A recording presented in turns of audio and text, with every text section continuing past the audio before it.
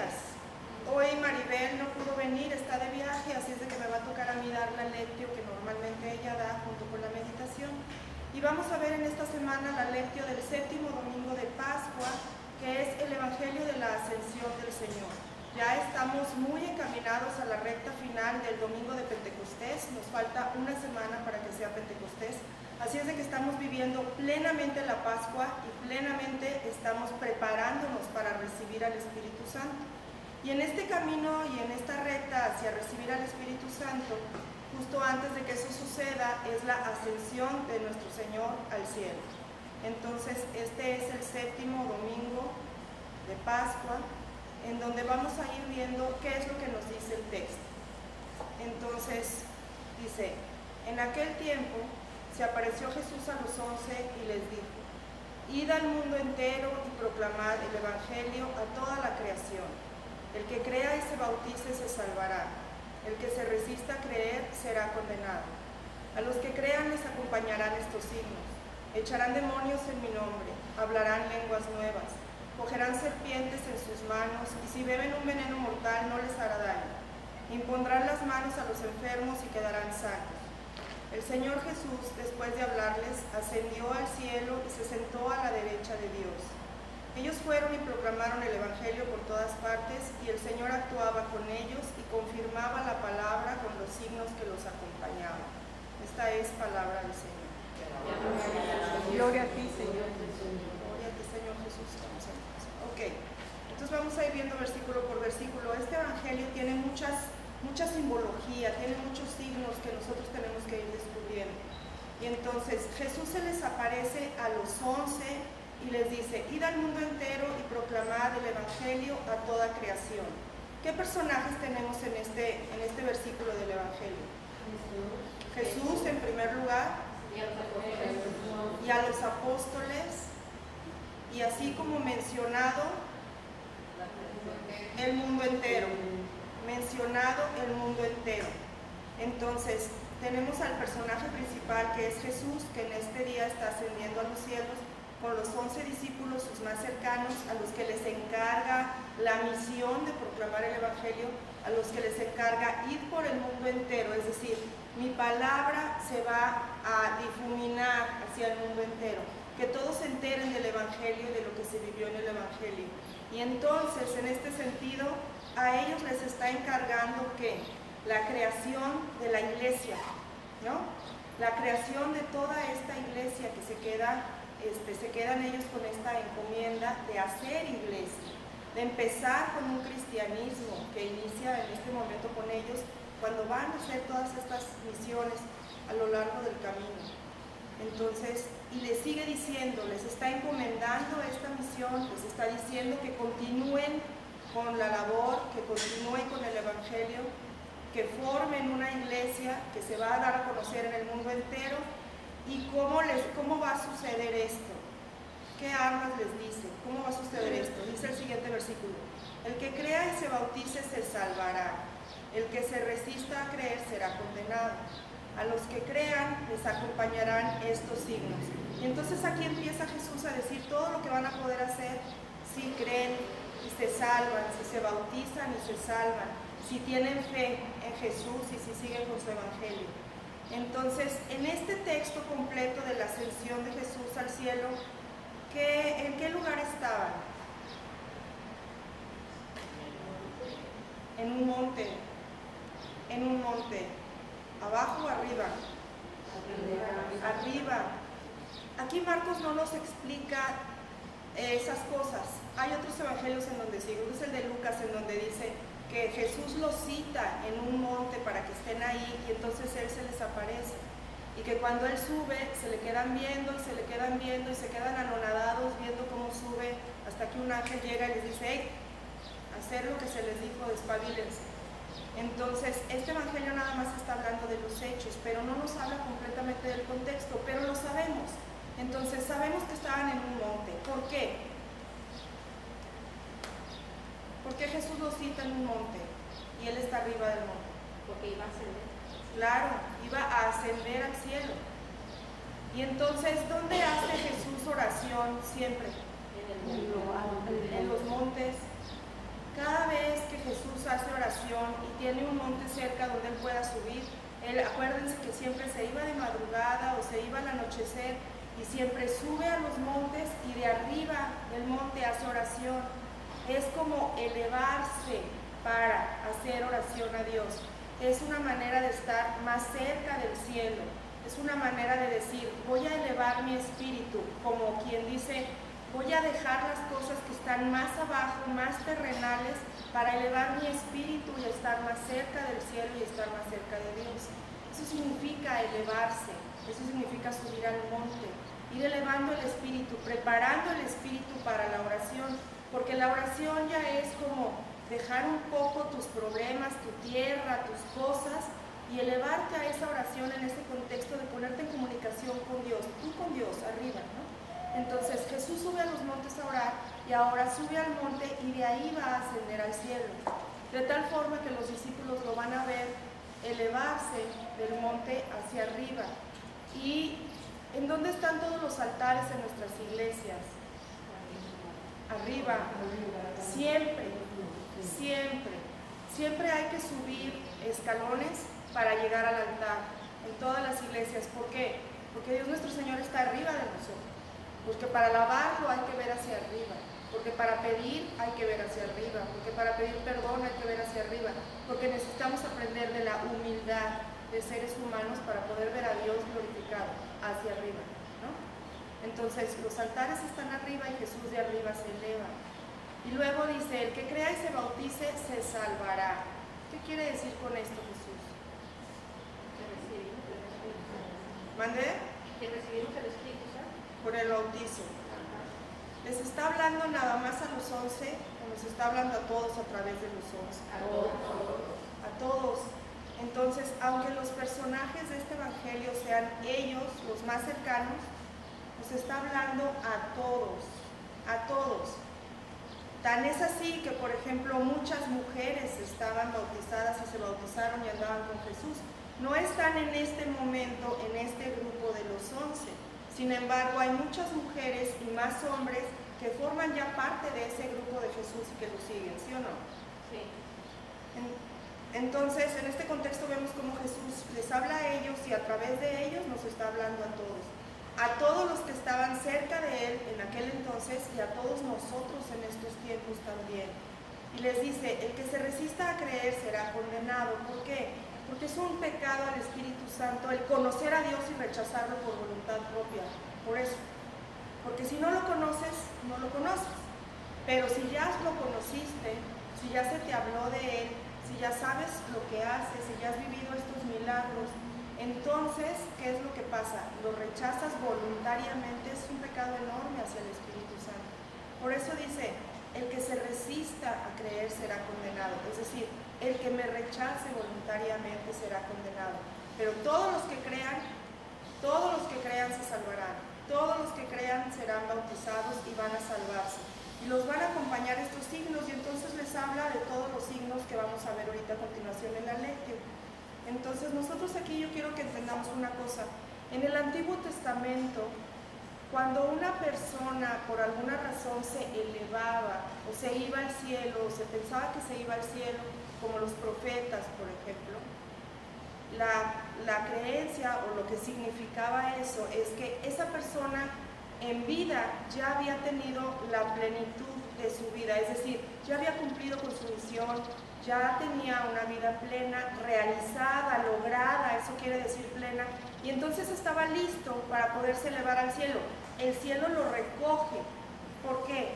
Porque en esta vida terrenal nosotros vivimos con hambre, con sed, con frío, con calor, con problemas, con dolor, con enfermedades, y entonces el que te lleven al cielo ya te van a dar una vida totalmente feliz, completa, en donde ya no va a haber sufrimiento, ya no va a haber hambre, ya no va a haber enfermedad, ya no tienes que trabajar, regresa el hombre al paraíso que perdió, ¿no? Eso significaba elevarse al cielo. Y en el Antiguo Testamento hay varios capítulos o varios libros en donde se habla de esto. Elías, el profeta Elías, fue elevado al cielo. Y entonces los que se le quedan viendo, sabiendo que el cielo lo está recogiendo porque lo está devolviendo a aquel paraíso perdido. él ya va a tener una vida total, feliz, ¿no? Eso significa. Entonces Jesús sabe, siempre usa toda la simbología del Antiguo Testamento y siempre hace las cosas de acuerdo al entendimiento de las tradiciones, de la cultura y de las creencias de la época. Y él se eleva al cielo. ¿Qué quiere decir? Yo ya terminé, yo ya estoy listo, yo ya formo parte de Dios, yo me elevo porque el cielo me recoge, ¿no? Y me recoge a esa plenitud, pero además con un plus, que Él es el Hijo de Dios. Entonces no nada más sube como un elegido, como un profeta que cumplió su misión, sino que Él sube transformándose de hombre a Dios, ¿no? Forma parte de Dios. Entonces no se eleva, digamos, no sé, por decir una cosa, como se elevarían ahorita los astronautas, que tú puedes decir, ay, se sube un cohete a la luna y se elevó al cielo, sí, pero ese cohete en la luna, nosotros ahora que podemos subir, no perdemos ni el tiempo ni el espacio. Y Jesús pierde el tiempo y pierde el espacio, o gana el tiempo y gana el espacio. Es decir, Él entra a esa dimensión, verdadera dimensión del cielo, en donde ya no hay tiempo, en donde ya no hay espacio, en donde Él forma parte de Dios mismo. ¿Se entiende la diferencia? Entonces, Él en este Evangelio, eso es lo que nos está diciendo. Él ascendió al cielo. Y por eso dice aquí el Evangelio, y estará sentado a la derecha del Padre. La derecha del Padre, ¿qué significa? El que te sientes a mi derecha, ¿qué quiere decir? ¿O qué quería decir según la tradición de los judíos? Es un lugar privilegiado. Es mi mano derecha, no decimos, o sea, es que esta persona es mi mano derecha o es su mano derecha. ¿Qué quiere decir mi mano derecha? De confianza. Es el más importante. Es un lugar privilegiado. Es un lugar en donde yo escojo al que va a estar aquí conmigo. Es mi mano derecha. Es decir, si a mí me quitan la mano derecha, me quitarían mucho, porque además yo soy diestra, ¿no? Entonces, él es semejante.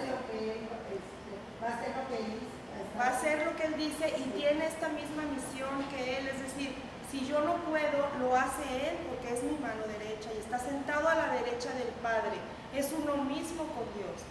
Es privilegiado en Él porque está sentado a su derecha y forman uno mismo, ¿no? Entonces, todo esto es la ascensión de Jesús al cielo, lo que vemos en esta lección. Y la otra parte que también tiene que ver con todas estas costumbres, tradiciones del Antiguo Testamento es las personas que ascienden, los profetas que ya pueden ascender al cielo porque ya están listos. Se espera que sus seguidores, que las personas que se quedan y que lo acompañaban, se queden con su misión, es decir, logren trascender a través de Él. Él ya se fue, pero nosotros que nos quedamos trabajando con Él, somos los que nos quedamos como encargados de que todo esto siga, se continúe, ¿no?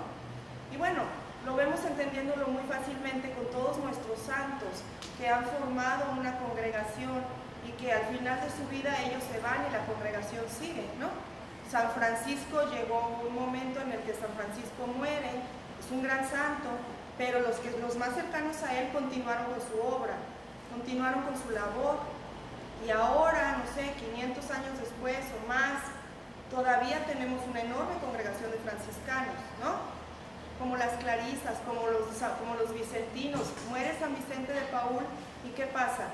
Sus cercanos continúan con su obra, con su labor, y que la persona que se va ya no esté, de ninguna manera quiere decir que la congregación se va a quedar igual, va a crecer y se va a ir por todo el mundo, ¿no? Entonces, eso es lo que se espera de las personas que quedan. Se quedan con esa responsabilidad, con esa misión. Y bueno, en Jesús y sus apóstoles, esta no es la excepción. Jesús les encarga esa misión. Ustedes se van a quedar encargados de que todo esto trascienda, de que el Evangelio se conozca, de que Dios Padre se acerque a todas las personas, de que en el mundo entero sepan que Dios es mi Padre, que yo soy su Hijo y que el amor es lo principal. Porque acuérdense que la semana pasada todo el Evangelio era un mensaje de amor, ¿no? Somos creados por amor y el amor es lo más importante. Esto es lo último que les dice Jesús en una plática con ellos. Cuando se despide, les dice, el amor es lo más importante. Y ahora se va y les encarga esta misión. Sigan diciendo que el amor es lo más importante. Sigan viendo y diciendo todo lo que yo les dije. Ahora, ¿cómo le van a hacer? En aquellos tiempos, seguir a Jesús o iniciar un cristianismo era una materia bastante difícil, ¿o no? Si a nosotros nos están dejando de tarea leer los capítulos de un evangelio y nos cuesta trabajo, imagínate lo que era picar piedra y convencer a los judíos de todo este evangelio de Jesús en contra, cuando eres perseguido, cuando ya te crucificaron y te mataron a la persona, a Jesús, ¿no? Entonces, para los apóstoles en ese momento la tarea era muy complicada, muy complicada. Acuérdense que ellos tenían miedo, estaban encerrados, ¿no? Entonces, bajo ese contexto, ellos tenían que ser verdaderamente valientes para salir en contra de todo, sabiendo que ellos los podían matar, los iban a matar, no nada más con personas que no saben y que te escuchan, sino que están en contra tuya, ¿no? Y entonces Jesús les manda todos estos signos. Ellos podían hacer milagros en nombre de Jesús, podían hacer milagros en nombre de Dios. Y entonces esos milagros eran importantísimos en aquel entonces, es decir, Dios les da las herramientas a ellos, primeros misioneros y evangelizadores, a través de grandes milagros para que la gente vea, para que la gente crea, para que la gente se acerque. Necesitaban esa herramienta fuerte de los milagros para poder salir a luchar en un mundo en contra de ellos, ¿no? Para nosotros ahorita a lo mejor no es tan fácil hacer un milagro así, o sea, son personas especiales los que la hacen. A ellos les ayudan de una manera más sencilla, o sea, Dios les da este privilegio, pues, de tener los milagros, las curaciones, todas estas cosas, el don de lenguas, como algo que se facilitaba mucho porque necesitaban eso para poder picar piedra y que se formara la iglesia y creciera la iglesia. Entonces, bueno, Dios no los deja solos, nunca nos deja solos. Siempre te da las herramientas que necesitas para poder hacer lo que te toca hacer. Y las herramientas que les da a ellos es este poder de los milagros. Y entonces les dice, vamos a seguir con el evangelio. A los que crean les acompañarán estos signos. Echarán demonios en mi nombre. ¿Lo hicieron o no lo hicieron? Sí. Hablarán lenguas nuevas. Ellos se fueron hasta Europa, a Asia, a África, en muchos pueblos en donde no conocían la lengua y sin embargo se daban a entender. Entonces, ¿pudieron o no hablar lenguas nuevas? Sí. Cogerán serpientes en sus manos y si beben un veneno mortal no les hará daño. ¿A cuál de los apóstoles fue el que le dieron un veneno y no lo mataron? ¿Se acuerdan? ¿No? Yo tampoco, pero hay alguno hay alguno que bebió un veneno mortal y al que no le hicieron daño. Impondrán las manos a los enfermos y quedarán sanos. Impusieron las manos a los enfermos muchas veces y muchas veces sanaron. Incluso a Pedro le tocó resucitar a una mujer. En los Hechos de los Apóstoles dice que Pedro entró a una casa en donde una mujer llevaba 3 días tendida, estaba tendida en un segundo piso, y no lo hace enfrente de toda la gente, no lo hace haciendo un espectáculo de lo que podía hacer, no, le dice a todo el mundo que se salga y que se vaya. Él se queda solo con esa mujer y le dice, levántate y ven, lo ayuda a levantarse. Entonces hasta el milagro de la resucitación le fue dado a Pedro. Necesitaban ellos este tipo de milagros y de cosas para ayudarse en este evangelio, ¿no? En esta formación de la iglesia. Entonces, todas estas son símbolos y signos, milagros, fortalezas, herramientas que Jesús les da a estos primeros discípulos para que ellos puedan continuar con su labor. El Señor Jesús, después de hablarles, ascendió al cielo y se sentó a la derecha de Dios. Entonces, en este evangelio nada más dice, ascendió al cielo. Hay otro en el que dice, los apóstoles se quedaron viéndolo un buen rato, embobados, ¿no? Despidiéndose a lo mejor, pensando mil cosas, todo lo que les había dicho. Y él sube al cielo y lo que yo les digo, el cielo lo recoge, se glorifica y está sentado a la derecha de Dios, formando uno solo con Dios. Y desde ahí nos acompaña a todos. ¿Por qué? Jesús en vida o en vida y con su muerte nos salva. Nos salva a ellos y nos salva a nosotros. Pero cuando asciende al cielo nos glorifica y nos acompaña. Entonces, cuando Él asciende, se queda con nosotros para siempre, desde arriba, desde donde Él está, viéndonos a todos, ¿no? En vida nos salva y en el cielo nos glorifica y nos acompaña. Ellos fueron y proclamaron el Evangelio por todas partes, y el Señor actuaba con ellos y confirmaba la palabra con los signos que los acompañaban. El Señor actuaba con ellos, nunca los dejó. Entonces ellos en su labor diaria y en su batallar diario están viendo continuamente cómo Jesús los acompaña, ¿no? De muchas formas. Entonces, si vemos las preguntitas que normalmente pone Maribel aquí, yo les preguntaría, bueno, entonces, en este evangelio, ¿quiénes estaban con Jesús? ¿Y en dónde estaban? ¿Qué les dice Jesús? Que crean y se bauticen para que sean salvados, y los que no, y luego les dice, vayan, ¿qué tienen que hacer? Vayan y proclamen el Evangelio. ¿Y lo hicieron? Sí. ¿Con la ayuda de Jesús? Sí. ¿Y les hizo buenos todos estos signos que les estaba diciendo que iban a hacer? Sí. ¿Qué iban a poder hacer?